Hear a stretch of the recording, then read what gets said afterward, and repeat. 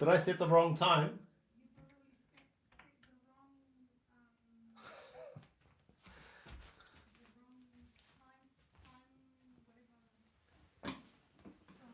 But you can see and hear me.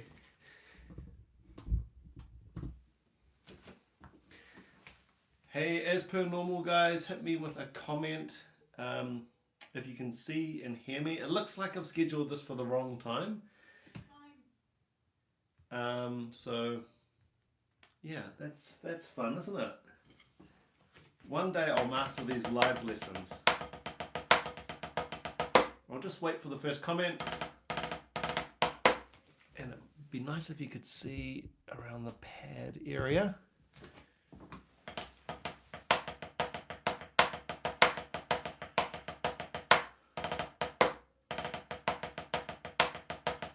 So yeah, I'll just wait for the first comment that you can see and hear me, and then we'll get going on today's lesson.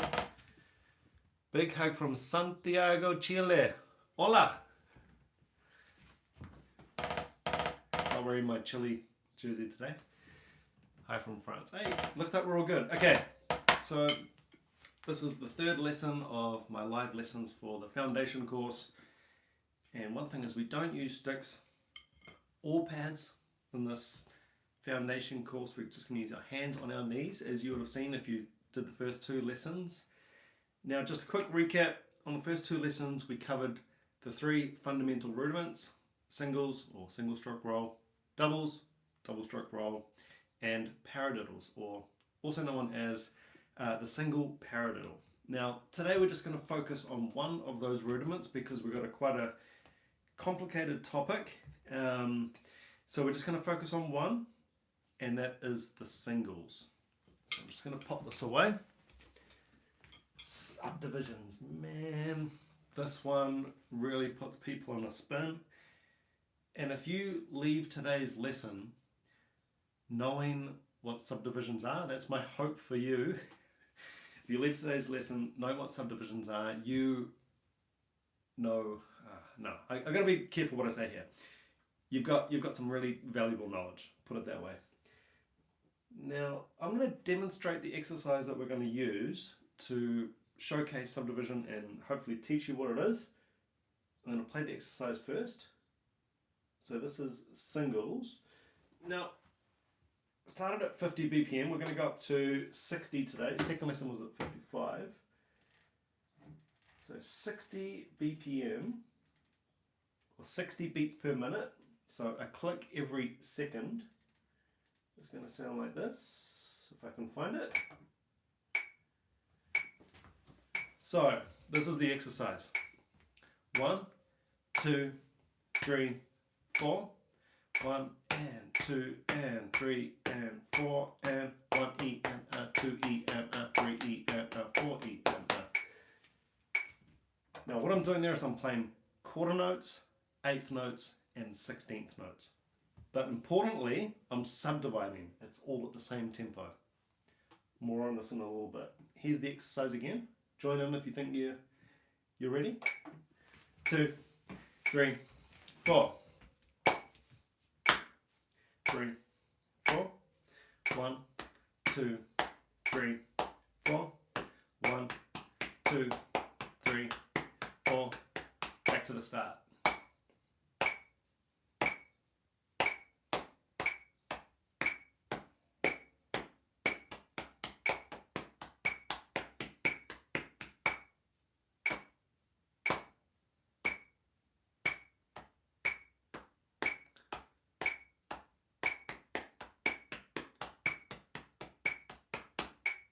Now, I'm all over the place there. I can hear myself tempo resetting. I can feel myself tempo resetting. Now, this is a lot more difficult than what we've done previously, because before we could get into a groove and just play the same subdivision the whole way through. We've been using 16th notes, just 4 hits per click. This is harder because you have to reset or switch the rate of notes. So it's obviously going to be a lot more difficult. And apologies for anyone who's just joining me now. It looks like I've set the wrong time on the live stream. And really, you know, I would love to put on the sad old man meme here and the sad music, but I can't because it's a live stream. But sad old man crying meme right now. Let's try this exercise again with the good old timer. We're going to do a minute of this subdivision exercise. And I really hope this clicks with you. I use the term subdivision so much on the channel. Rush have even got a song called Subdivisions, although theirs is referring to housing subdivisions, I think. But Neil Peart, big subdivisions guy. Here we go. 2, 3, 4. Quarters. 2, 3, 4. 1 and 2 and 3 and 4 and 1, 2, 3, 4. I'm going to shut up and try and bury it.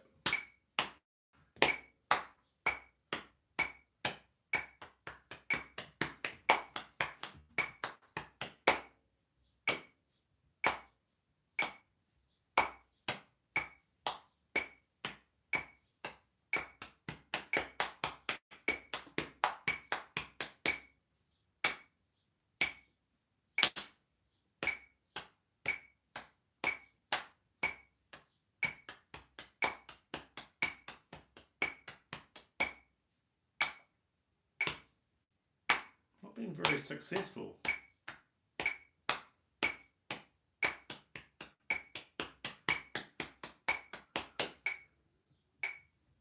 Now I'm anticipating a lot of questions with regards to subdivisions. It is a really, I wouldn't say it's a complicated topic, it's probably more a confusing topic. So if anybody has any questions already, let me know. I think the biggest thing to try and get your head around with subdivisions or subdividing beats is the time, the musical pulse that is happening, that thing doesn't change. What's changing is the rate of notes that I'm evenly subdividing over the top of that pulse. 1, 2, 3, 4. 1, 2, 3, 4. 1, 2, 3, 4. Another thing you might be wondering is why are we counting to 4? Well, the answer to that is because drummers can only count up to 4. No, look, most Western music is in what we call 4/4 timing. 4 quarter note pulses worth of time in a bar of music before we've resolved and we've reset the bar, okay? You get bands like Tool, or I always use Tool, but you get, Rush, Led Zeppelin, a lot of the modern proggy stuff, not going to be in 4/4. They're looking for other stuff. They're trying to be, they're not trying to be anything. They're exploring, they're being a little bit different. So hopefully that, I can't tell you why other bands would choose not to be in 4/4. I've heard Chris Cornell talk about how sometimes he'd just make up a song. He doesn't even know what time signature is, but it works for him. Figure out the time signature later. So yeah, but anyway, that's time signatures. We're talking subdivisions, and it's kind of as simple as subdividing the pulse of music. I clearly remember when I first started playing drums, and I would see amazing drummers, like Dennis Chambers or Vinnie Colaiuta, and I would hear them play a really fast fill. And I clearly remember thinking this, like, wow, how do they play that fast bit but stay in time? Years later, they're not just playing fast and they've got great timing and they land on the beat.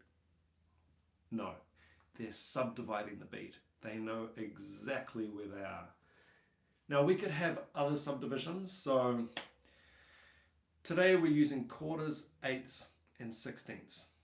Now you could think of it as quarter notes or crotchets. I think the American terminology is more quarters, sixteenths, that kind of terminology, but the classical terminology you'll hear is crotchets, quavers, semiquavers, same thing. But so quarter notes, you can think of it like 4 notes, 4 quarters in 1 bar of music. Think of the bar like a cake, cutting it into 4. You get 4 quarters. Now that same cake, if we want 8 slices, we chop those 4 pieces in half again, we get 8. 8 eighth notes in the bar of music. Cut them in half again, 16ths. Now listen, it's the same cake. The cake wasn't bigger in order to give us 16 slices. We've just cut it up more finely into smaller chunks.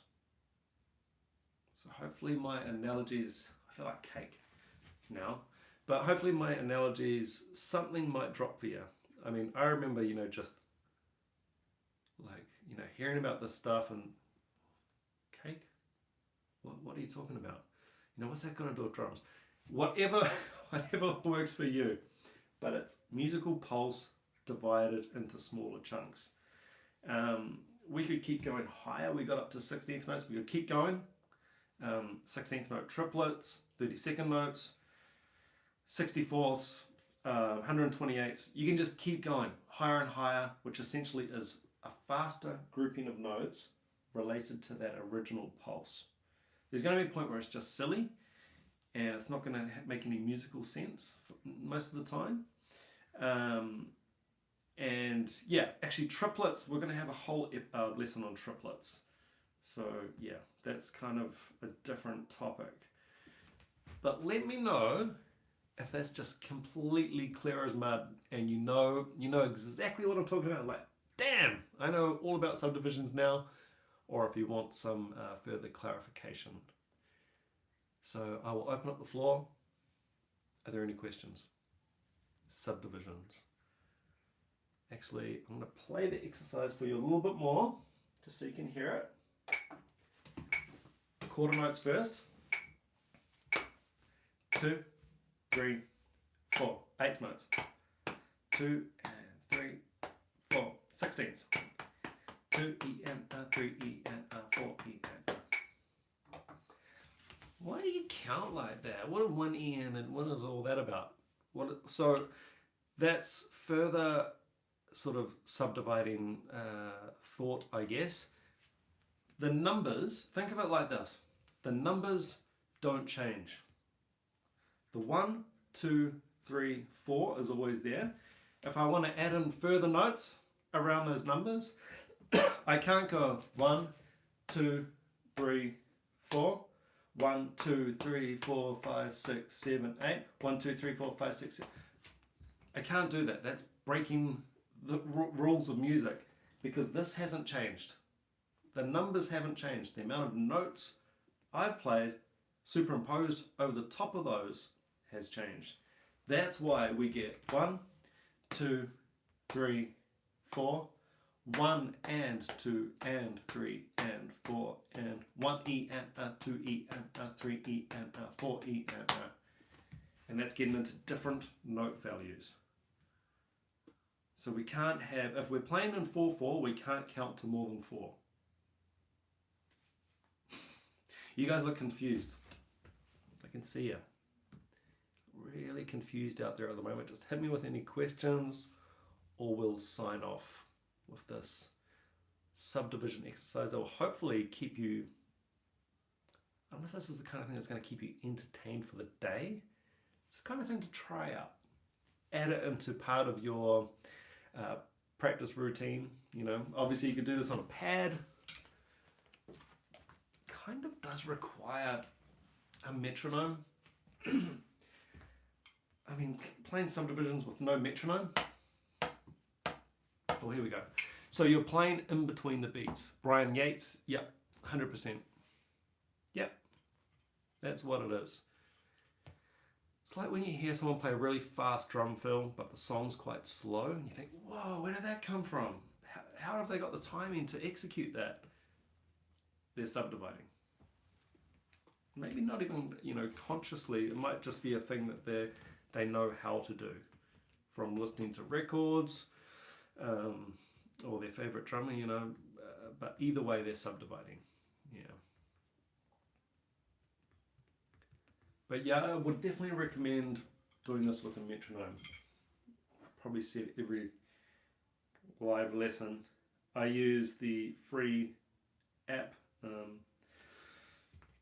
Pro Metronome. Looks like that. The only reason I'm not using it right now is because I'm using my timer.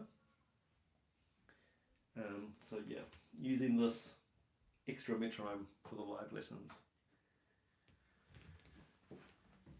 And this is subdividing. It's just so important. Like, I think of the example of a slow song. Let's say you've got like a really slow ballad. Let's say it is 60 BPM, which was the tempo we were working on. And you don't have knowledge of subdivisions, or you don't know really how to resolve a fill and get back to the one. So this would be a very, very slow song. 3, 4, 1, 2, 3, da da da da. That could be a fill, or this could be a fill. 1, 2, 3. So useful in that case. I just can't imagine playing like a 3 or 4 minute ballad at that kind of tempo, and all my fills are 16th note fills. Da da da da da da da da. It'd just be a yawn fest. At some point you need to raise the bar, I guess, or create a little bit more excitement in the music. And by subdividing those beats, you can really take it to a different place. So if I was playing I keep thinking of the slow ballad scenario, I don't know, some kind of Celine Dion or something. And you know, you're going into that last epic chorus. Celine's feeling it, and you. It might just give it a little bit more pep instead of just playing it safe in those lower subdivisions. I don't know where my Celine Dion analogies come from. I don't listen to Celine Dion, to be honest. But yeah, subdivisions. Subdivisions and Celine Dion. That's what you came for. Any more questions, or we'll wrap it up? And yeah, apologies. It looks like I did set up the wrong time for this. So I mean, I really thought I had this one nailed with all the information. But yeah, it's incredible. Just so not used to live streaming. So yeah, it's a bugger. Play some Rush. All right. No, just kidding. I can't play any Rush. I need to learn some Rush. What would be a good song to start with? I do plan to do Tom Sawyer soon on the reactions. So yeah, that is a track. Thanks, Andrew. It made sense. Oh, thank you, Brian. Yeah, it's always good to sort of attack it from a few different ways. That's why I tried to use a song example and a little bit of terminology, then just playing an exercise, and hopefully something will connect with you. But it's just such a good exercise. I also do hope on one of these foundation lessons to start getting into the feet, using our feet, tying a foot to this pulse. So you could experiment with that now. So every click, do a right foot. 1, 2, 3, 4. 1, 2, 3, 4. 1, 2, 3, 4. 1, 2, 3, 4. That's a really good way to start feeling subdivisions. Brooke, very useful info that I need to work on. Yeah, awesome. And I think, am I right, Brooke? You're not a drummer. You play a different instrument. Is that correct? This would apply to any instrument. So I got interviewed a while back for a channel, for a YouTube channel, and one of my biggest pieces of advice, it was a guitarist, was for other musicians to work on this kind of stuff, rhythm stuff. Jason Person, I learned to count like that in band, started in 4th grade. I played alto sax. It's just been into my brain. Yeah. Yeah, it makes sense when you understand it. Brooke, I'm. Don't leave us hanging, Brooke. Yeah, this stuff makes sense when you understand it, and when you don't, it just sounds like, it's just crazy, and it looks like hieroglyphics. I always keep time with my left foot. Is that correct to do? Yeah. I demoed on my right foot. In reality, because right's going to be easier, I think, to get going with. Always on my left. I'm trying to learn the drums. Great, Brooke. Jeff Porcaro is a great example for what you're saying. He's great at those fills and slow songs. Jeff Porcaro, my favourite drummer of all time. What if you are left-handed? Don't think of that, Andrew, Patrick, you. Hey, just do the same exercise starting on your left. Obviously, at some point you would need to do it starting on both hands. Brooke, alto saxophone in junior high. Yes, for the alto sax. I want to use a little bit more of the sexy sax guy meme on the channel, actually. You know the Lost Boys sexy sax man guy? If you don't know what I'm talking about, you need to check it out. Lost Boys, 80s horror film, sexy sax man. It's a great meme. I'm all about the memes. Yeah, and yeah, just coming back to doing this exercise, if you're left-handed, it's not, yeah, I guess there is left and right-handed drummers, but you're more thinking of, evening it out. I'm a guitarist, but learning drums, I found this really helpful. Awesome. Daniel, yeah, it's, look, as drummers, we ignore melody and harmony and that kind of stuff to our detriment. And to be honest, I find other players of other instruments ignore rhythm. And if you listen to the great players, like especially the great session players who have got like chops for Africa and can just seemingly play anything, guitarist, bassist, horn section, anything, they've got fantastic rhythm. Fantastic rhythm. I think of like the Michael Jackson session stuff. Listen to the Off the Wall album. It doesn't even matter if you're not a Michael Jackson fan. Listen to the Off the Wall album. Listen to the guitaring.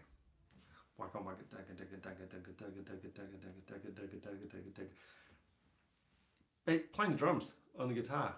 And it's like, well, why is he getting hired for the biggest session in the world? Because he's killing it. We focus so much on lead when it comes to guitar and shred and lead.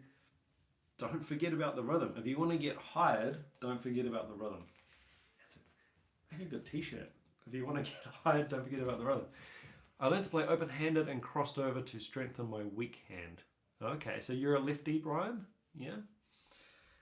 Yeah, look, there's no right or wrong with crossing over, or most people, if they pick up sticks, they're going to play like this and hit the left. The left's closer with their left hand. Snare on the right. That's a whole other ballpark of issues you can start getting into though. I mean, like, how are you going to reach your ride? Or are you going to do a Mike Borden from Faith No More and have your ride up on the same side as the hi-hats? Are you planning to play on other people's kits? It's not so easy to get up at a jam night, play at school. It's a tough one. Remember RFTW.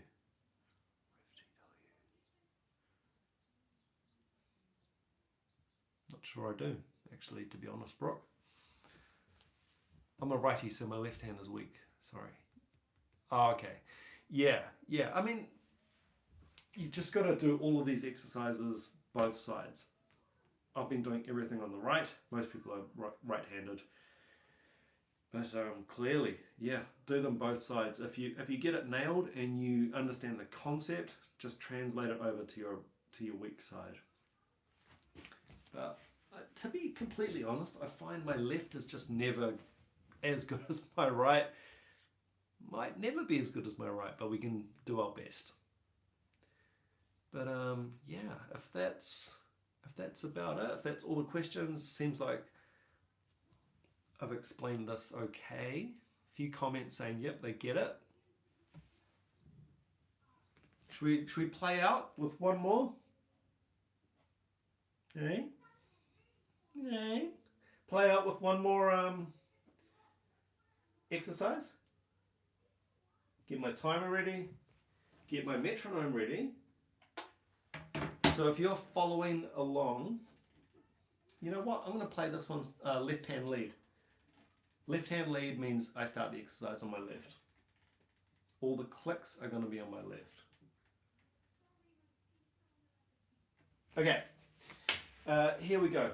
Just to recap, we're doing quarters, eighths, sixteenths. We're subdividing the beat. This is subdivisions. If you understand this fully, it's going to help you with what I talk about on the channel a lot. And to be quite frank, you will know theoretically a lot more about drumming than a lot of drummers do. It's a hard concept for some people to grasp. Much easier if you can see someone doing it and you can hear what's going on. Anyway, this is a left hand lead this time on my subdivision exercise. So 1, 2, 3, 4. 1, 2, 3, 4. 1, 2, 3, 4. 1, 2, 3, 4. 1, 2, 3, 4. 1 and 2 and 3 and 4 and 1 E and 2 E and 3 E and 4 E and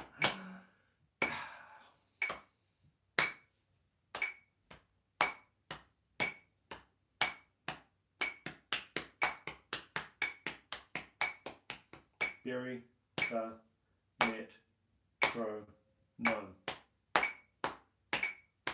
Yeah. Not like that.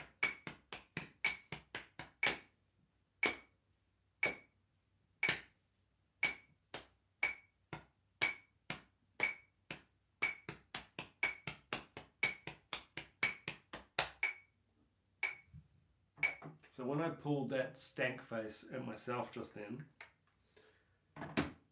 that was because I had to tempo reset and chase the click. Probably going to talk more about that as we move forward, chasing the click. It's really hard to land on the click evenly. And at first, everybody views the click as like a bullseye, and they're trying to click, click, click, click. Oh, but late, but go a bit sooner on the next one to catch up. That is what sounds like garbage, and that's what can, I hear that instantly. I can hear that straight away. So if you see me on the channel grinning like the Cheshire Cat and just talking about the time feel, and it's because they're subdividing beautifully and everything is just sitting nicely, and it's just a great time feel. It is completely possible to play in time on those quarter note clicks, but everything in between the subdivisions to sound like garbage. Now, I think this was something I didn't understand, or possibly didn't really believe earlier on when I started playing the drums. Trust me, it's real. You can get two drummers, one who's a fantastic, incredible, monster experienced player, and someone who can play in time to a click, land on the clicks, and they'll sound completely different playing the same beat. One will sound like it's like a mastered CD, and the other one just sounds like, I don't know, a drum kit falling down a flight of stairs. It is amazing how different attention to detail on subdivisions can be. Now this is going way over the scope of this third beginner lesson, but you probably are thinking, or what I started thinking, how can I tidy up those subdivisions? How do I know if they're on point, if they're sounding good? One way is obviously to record yourself, listen back, So my first recording session, first couple of recording sessions, I just got the fright of my life. I thought I was killing it. Record, yeah, you know. I was on the click from the start to the end of the song, done. Go back into the control room and the engineer's going, and I listen back and go, oh, who's that? That can't be me, right? It's not me. Yeah, it is you. You sound like... it's an amazing thing. Okay, you guys seem to be having a lovely little conversation together. I'll leave you with this thought of hopefully that's clear and understandable, that you can play on the clicks and sound bad. Bonham is a guy to me who, I don't know if they were using clicks, but they've still got tempo. There's still a tempo in their music. He's a guy to me whose Subdivision sounds so good. There's a reason why some drummers get sampled a lot. They've just got a great time feel. It's very elusive. Some people, despite being quite good, or sometimes very, very good, and practice a lot, practice with a click, still don't sound good. It's a real strange thing. Can relate to what kind of music you're listening to, how engaged you are with that music. Now think about this. I'll leave you with this one, a little bit of a brain teaser. I don't expect you to be able to do this, by the way, if it's really is your third beginner drum lesson. How to tidy up those subdivisions. So we've been using the click, the metronome, on the downbeats, on the numbers. 1, 2, 3, 4. 1, 2, 3, 4. 1, 2, 3, 4. What if the click isn't the numbers? And 3, 4. 1, 2, 3, 4. 1, 2, 3, 4. 1, 2, 3, 4. 1, 2, 3, 4. 1, 2, 3, 4. 1, 2, 3, 4. Bet you didn't think of that. And that is how we're eventually going to tidy up our subdivisions. And that is how you start to sound really good. Well, it's not the only way. It is one way. It immediately shows up how much control you've got of your downbeats and how well you can place the other notes that come after the numbers.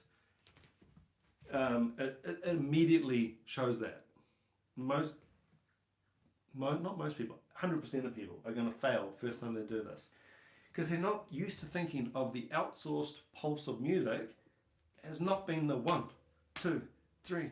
I know people who have been playing music for decades and all they practice is click, click, click, click, click on the downbeat. At some point you're going to have to move the pulse of the music so you can start digging into the subdivisions.